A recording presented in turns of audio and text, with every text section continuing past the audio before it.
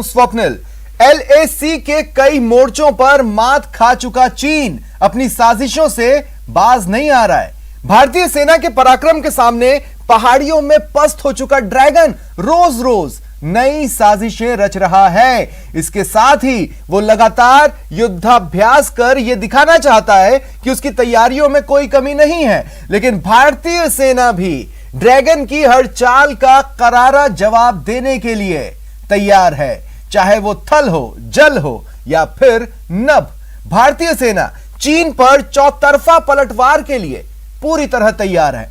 तो आज हम भारतीय सेना की तैयारियों का ब्लूप्रिंट आपके सामने रखेंगे और साथ ही यह भी बताएंगे कि FATF के एक फैसले ने कंगाल पाकिस्तान के ताबूत में आखिरी कील ठोक दी है। तो देखते हैं स्पेशल रिपोर्ट।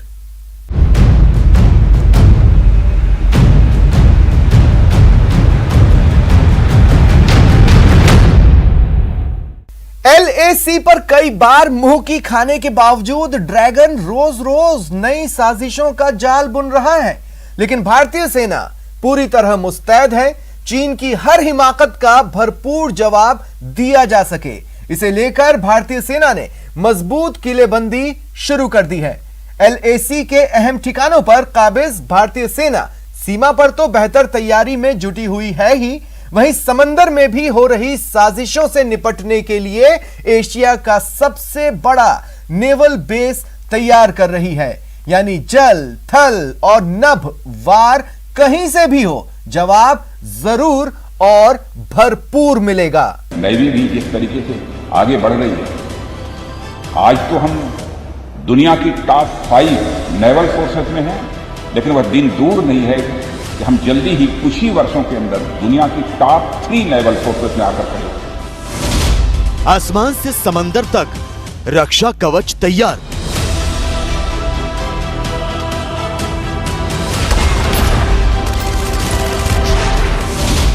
बौखलाया चीन, हिंदुस्तान ने भरी हुंकार।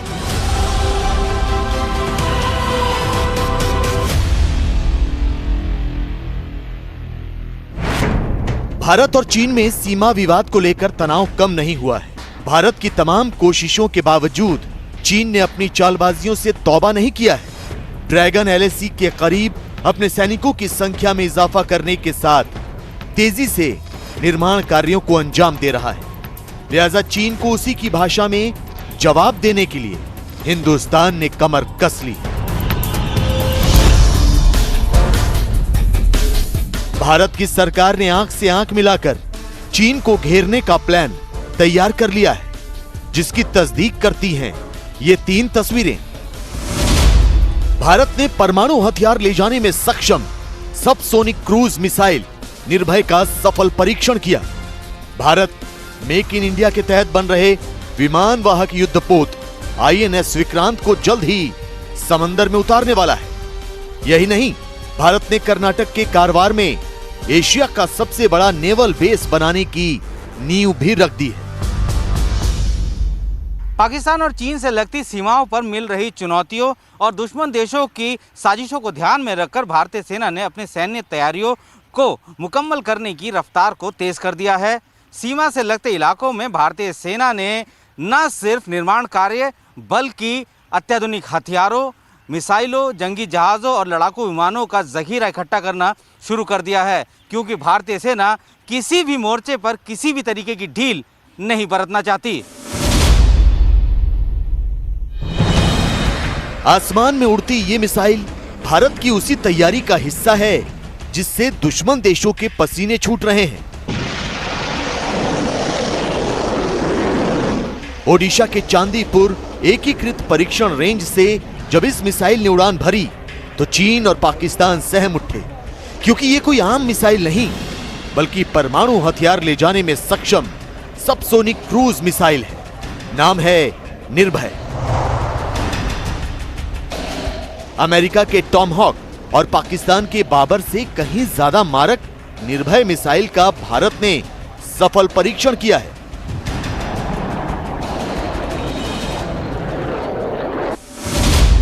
निर्भय सबसोनिक क्रूज मिसाइल करीब 300 किलोग्राम तक परमाणु अस्त्र ले जाने में सक्षम है अत्याधुनिक तकनीक से लैस निर्भय मिसाइल को जमीन की सतह, हवा और पानी के नीचे पनडुब्बियों से भी छोड़ा जा सकता है। सतह पर चलने वाली मिसाइल होने के कारण निर्भय दुश्मन के रडार को आसानी से चकमा दे सकती है। निर्भय 1000 किलोमीटर की दूरी तक मार करने में सक्षम है।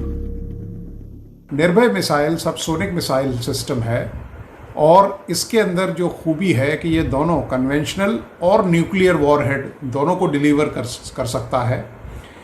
इसकी जो मारक क्षमता है वो भी काफ़ी अच्छी है और इसके अंदर जो ट्विन इंजन सिस्टम है, जो पहला जो सॉलिड जो फ्यूल इस्तेमाल करता है वो काफ़ी कारगर है और इसकी जो रेंज है उसको बढ़ाता है। इसकी जो लंबाई है करीब 6 मीटर है और ये मल्टी प्लेटफॉर्म से इसको लॉन्च किया जा सकता है। निर्भय मिसाइल अपने लक्ष्य के क्षेत्र को कई मिनट तक घेरती रहती है और फिर सही समय पर सही जगह से टकराती है। मतलब ये कि इस मिसाइल की मार से बचना मुश्किल ही नहीं बल्कि लगभग नामुमकिन है।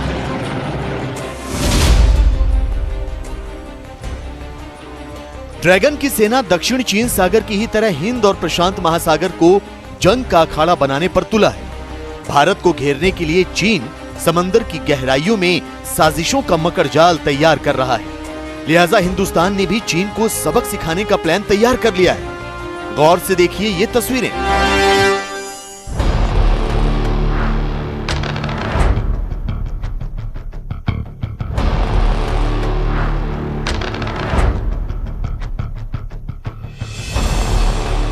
ये तस्वीरें चीन का काल साबित होने वाले भारत के नए महाबली आईएनएस विक्रांत की है। नौसेना की ओर से तैयार किया जा रहा ये एयरक्राफ्ट कैरियर अपने निर्माण के अंतिम चरण में है। ये युद्धपोत अगले साल नौसेना में शामिल हो जाएगा। आजादी की 75वीं वर्षगांठ पर आईएनएस विक्रांत देश के लिए किसी तोहफे से कम नहीं होगा, क्योंकि न सिर्फ ये आत्मनिर्भर भारत के सपने को साकार करेगा बल्कि रक्षा तकनीक में नए आयाम भी गढ़ेगा। रक्षा मंत्री राजनाथ सिंह कोच्चि में नौसेना के दक्षिणी कमान पहुंचे और इस महाबली के निर्माण कार्य का जायजा लिया। रक्षा मंत्री राजनाथ सिंह ने यह ऐलान भी कर दिया कि बहुत जल्द भारत दुनिया की टॉप 3 नौसेनाओं में शामिल हो जाएगा। दुनिया में उन्हीं देशों का प्रभुत्व यानी दबदबा रहा है जिनकी नेवल फोर्सेस ताकतवर रही है। नेवल फोर्सेस यदि ताकतवर नहीं रही हैं तो वह देश भी दुनिया में एक ताकतवर देश, एक पावर के रूप में, सुपर पावर के रूप में नहीं जाना जाता। और मैं कह सकता हूं कि हमारी नेवी भी जिस तरीके से आगे बढ़ रही है, आज तो हम दुनिया की टॉप 5 नेवल फोर्सेस में हैं, लेकिन वह दिन दूर नहीं है कि हम जल्दी ही कुछ ही वर्षों के अंदर दुनिया की टॉप 3 नेवल फोर्सेस में आकर खड़े होंगे। आईएनएस विक्रांत का निर्माण अपने आखिरी दौर में है। इस विमान वाहक युद्धपोत का अगले कुछ महीनों में समुद्र में परीक्षण भी शुरू हो जाएगा। इस युद्धपोत का डिजाइन भारतीय नौसेना के डायरेक्टरेट ऑफ नेवल डिजाइन ने किया है। इसे कोच्चि शिपयार्ड लिमिटेड में बनाया जा रहा है।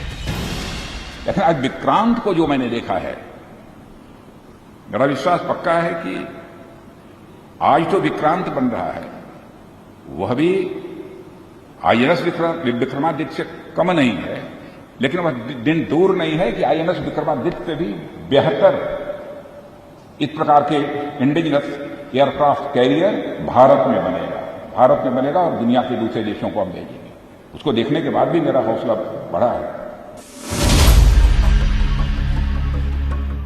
भारत दुश्मनों से निपटने और अपनी समुद्री सीमाओं की रक्षा करने के लिए प्रोजेक्ट सी बर्ड पर भी तेजी से काम कर रहा है, जिसके तहत कोच्चि से पहले राजनाथ सिंह ने कर्नाटक के कारवार का भी दौरा किया। दरअसल कारवार में भारत एशिया का सबसे बड़ा नेवल बेस बना रहा है।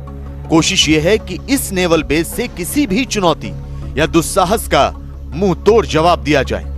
यही नहीं, इस परियोजना के पूरी हो जाने पर न सिर्फ भारत की रक्षा तैयारियां मजबूत होंगी बल्कि देश के व्यापार और अर्थव्यवस्था पर भी सकारात्मक असर पड़ेगा। तो आज इस सी बर्ड प्रोजेक्ट को जो देखने का अवसर मिला है, मिलके मैं अपना सौभाग्य मानता हूं और सभी अपने ऑफिसर्स को, सेलर्स को और वेस्टर्न नेवल कमांड से जुड़े हुए जितने लोग हैं सबको हृदय से अपनी हार्दिक शुभकामनाएं देते हुए आपको बता दें कि प्रोजेक्ट सीबर्ड नामक नौसैनिक अड्डे का पहला चरण 2005 में पूरा हुआ और दूसरा चरण 2011 में शुरू हुआ। इस प्रोजेक्ट के तहत 3000 फीट लंबा रनवे, 30 युद्धपोतों के लिए डॉकिंग स्पेस और विमानों के लिए 11,000 एकड़ में फैला हैंगर तैयार किया जा रहा है। मैं मानता हूं इस तरह न केवल आप एक रीजनल डिफेंस पावर के रूप में बल्कि वैश्विक हितों के संबंध में यह इंडियन नेवी हमारे जितने ये सब कंट्रीज हैं उनके साथ रिश्तों को बनाने में भी एक महत्वपूर्ण भूमिका निभा रही है। अरे हौसला हो तो बड़ी से बड़ी ऊंचाइयों को पर विजय प्राप्त की जा सकती है। लड़ाई होती है, विजय यदि हासिल होती है हौसले से होती है, केवल हथियारों से नहीं होती है, जज्बे से होती है। पाकिस्तान और चीन की नापाक जोड़ी हिंदुस्तान के खिलाफ चाहे जितनी साजिशें रच ले, भारत ना तो दबाव में आने वाला है और ना ही दुश्मन की हरकतों को नजरअंदाज करने वाला है। ये नया भारत है जो ना सिर्फ आंख से आंख मिलाकर बात करता है बल्कि जरूरत पड़ने पर मुंह तोड़ जवाब भी देता है। न हम किसी से आंख झुका करके बात करेंगे, न ही हम आंख उठा करके बात करेंगे, हम आंख मिला करके बात करेंगे। भारतीय सेना की जोरदार तैयारियों से चीन में खलबली मची है। डरा हुआ ड्रैगन लगातार युद्धाभ्यास कर रहा है। तिब्बत की पहाड़ियों में चीनी सेना ने 100वीं बार युद्धाभ्यास किया। वहीं उसकी वायुसेना ने अपनी कमियों को दूर करने के लिए वाटर इंजेक्शन ट्रायल किया। कुल मिलाकर परेशान शी जिनपिंग यह जताना चाह रहा है कि उसकी तैयारियों में कोई कमी नहीं है। लेकिन सवाल यह है कि LAC के कई मोर्चों पर मात खा चुका चीन परमाणु हथियारों से लैस भारत से दो हाथ करने की हिम्मत रखता है।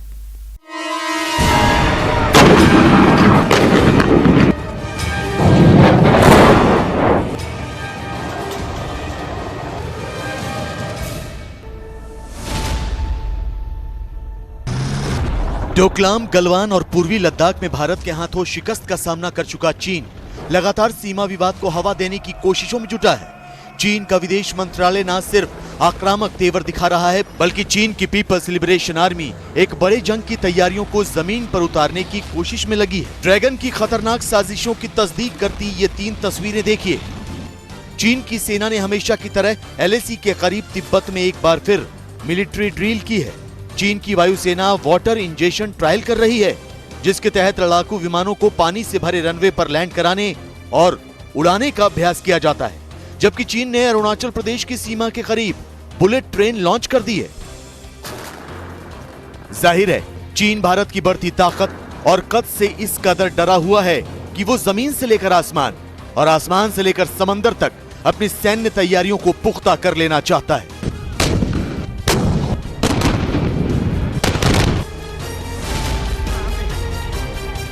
चीन की पीपल्स लिबरेशन आर्मी ने हाल ही में तिब्बत के ऊंचे पहाड़ों पर हाई एल्टीट्यूड ड्रिल की है।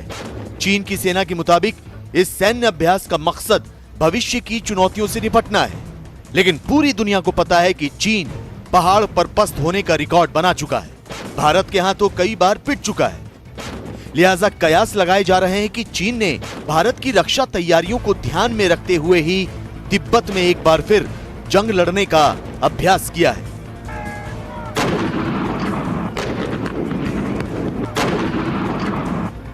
हालांकि चीन के रक्षा मंत्रालय ने इस बात की जानकारी नहीं दी कि उसकी सेना ने तिब्बत ऑटोनोमस रीजन में किस जगह अपने युद्ध कौशल का परीक्षण किया।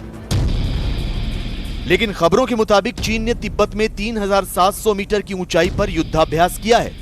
इस युद्धाभ्यास में PLA के वेस्टर्न थिएटर कमांड के जवानों ने हिस्सा लिया, जो भारत से लगते बॉर्डर यानी LAC की निगहबानी करते हैं। इस युद्धाभ्यास के तहत चीन सेना की कॉम्बैट और स्नाइपर टीम, फील्ड रिपेयर और बचाव दल ने जंग जैसे हालात की ड्रिल की है। यही नहीं, इस युद्धाभ्यास में चीन सेना के हेलीकॉप्टरों ने भी हिस्सा लिया।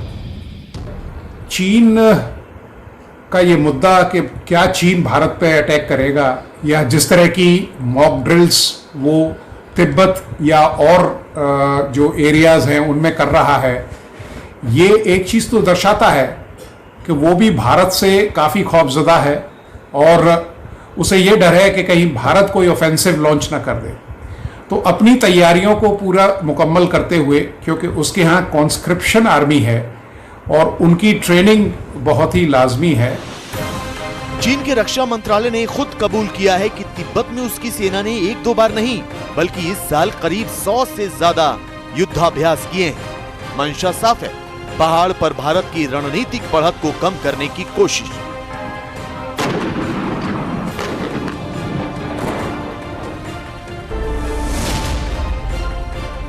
पहाड़ पर युद्धाभ्यास के साथ ड्रैगन की डरपोक फौज अपनी वायु शक्ति को भी परख रही है। चीन की वायुसेना अपने लड़ाकू विमानों की टेस्टिंग के साथ विपरीत परिस्थितियों में जंग लड़ने की ट्रेनिंग ले रही है। चीन के सरकारी अखबार ग्लोबल टाइम्स में छपी खबर के मुताबिक चीन के लड़ाकू विमानों ने पहली बार बारिश के मौसम और पानी से भरे रनवे से उड़ान भरने के साथ लैंड करने का अभ्यास किया।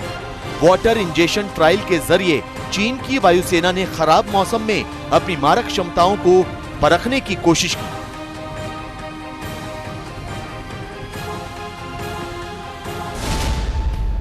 दरअसल वाटर इंजेक्शन ट्रायल आमतौर पर यात्री विमानों की क्षमताओं को परखने के लिए किया जाता है।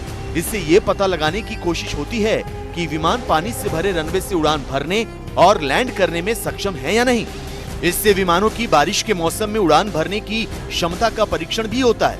लेकिन चीन ने पहली बार अपने लड़ाकू विमानों के साथ ये ट्रायल किया है। माना जा रहा है कि चीन इसके जरिए अपने लड़ाकू विमानों के साथ अपने फाइटर पायलट की काबिलियत को भी परखना चाहता है। जो जैसे रेनी सीजन हो गए या जो आपके वेट रनवेज हैं वहाँ पे जो लैंडिंग की सुविधा है या जो कैपेबिलिटीज़ हैं वो बढ़ाई जाती हैं। इस प्रणाली के द्वारा ये सिद्ध करना चाहता है या ये उनको एक कॉम्बैट एज देना चाहता है कि वो बैड वेदर कंडीशंस में या बारिशों में या हल्की बर्फ़ में भी या जब रनवे गीले हों उस पे उनके जो हवाई जहाज हैं वो एक बेहतर प्रदर्शन कर सकें। जाहिर है चीन भारत को घेरने का कोई मौका गंवाना नहीं चाहता, लेकिन भारत भी चीन के हर कदम पर बारीक नजर बनाए हुए वो चीन की हर साजिश का काट ढूंढ चुका है। सीमा पर आने वाले दिनों में अगर चीन की ओर से कोई भी उकसाने वाली कार्रवाई होती है तो हिंदुस्तान उसका जवाब देने में सक्षम है।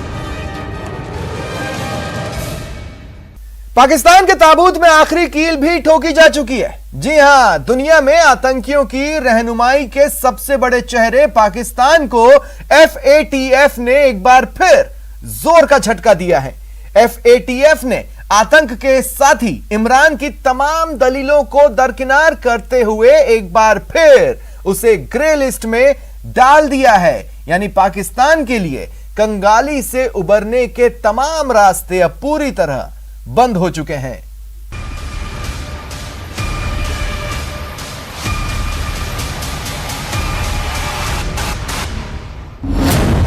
FATF की फांस, इमरान की अटकी सांस।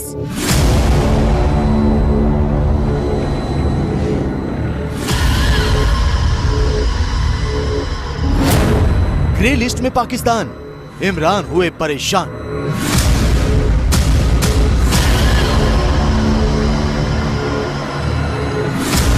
पाकिस्तान के लिए वक्त मानो एकदम ठहर सा गया। इमरान खान की धड़कनें तेज हो गईं। पेरिस में FATF की बैठक में ऐसा फैसला हुआ जिससे इस्लामाबाद में हड़कंप मच गया।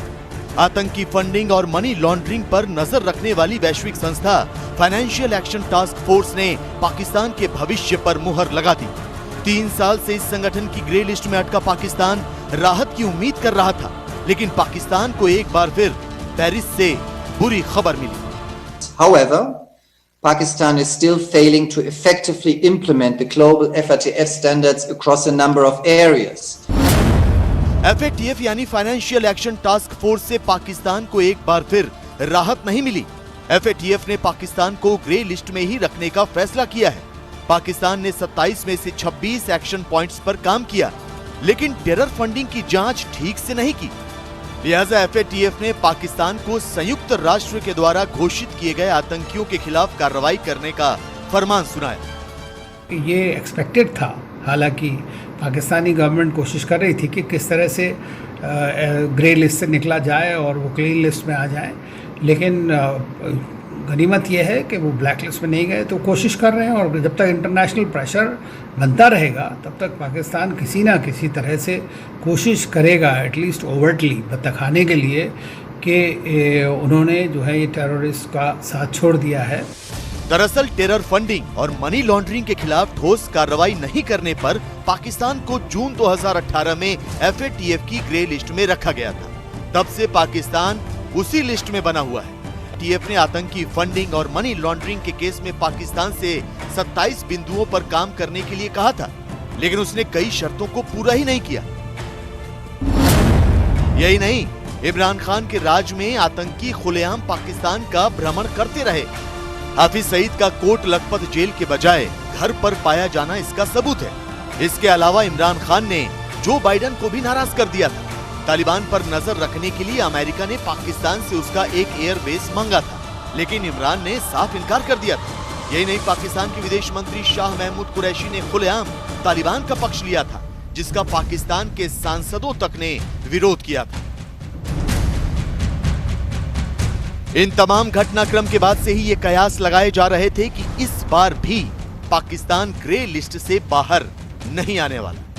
इससे पाकिस्तान में एक नई सूझबूझ आनी चाहिए, समझदारी आनी चाहिए, वार्निंग लेनी चाहिए, एक और मौका उन्हें देखना चाहिए इसे कि वो उन सारी कंडीशंस को, अगर एक या दो कंडीशन जो बच गई हैं, अकेली एक कंडीशन जो बची हुई है, उसे पूरा करना चाहिए। क्योंकि मनी लॉन्ड्रिंग और टेररिज्म से रिलेटेड किसी भी तरह की फंडिंग किसी भी कंट्री को करना, जिसको बोलते हैं ना, मानवता के खिलाफ है। FATF में कुल 37 देश और 2 क्षेत्रीय संगठन हैं।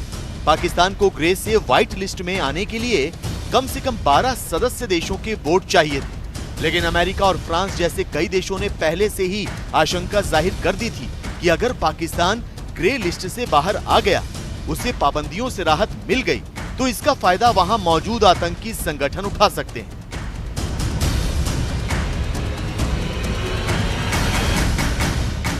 खैर, फिलहाल भारत FATF के फैसले से सावधान हो गया है, क्योंकि अब पाकिस्तान एक बार फिर सीज फायर का उल्लंघन करने के साथ आतंकी गतिविधियों में भी तेजी ला सकता है। फिलहाल इतना ही, दीजिए इजाजत, नमस्कार।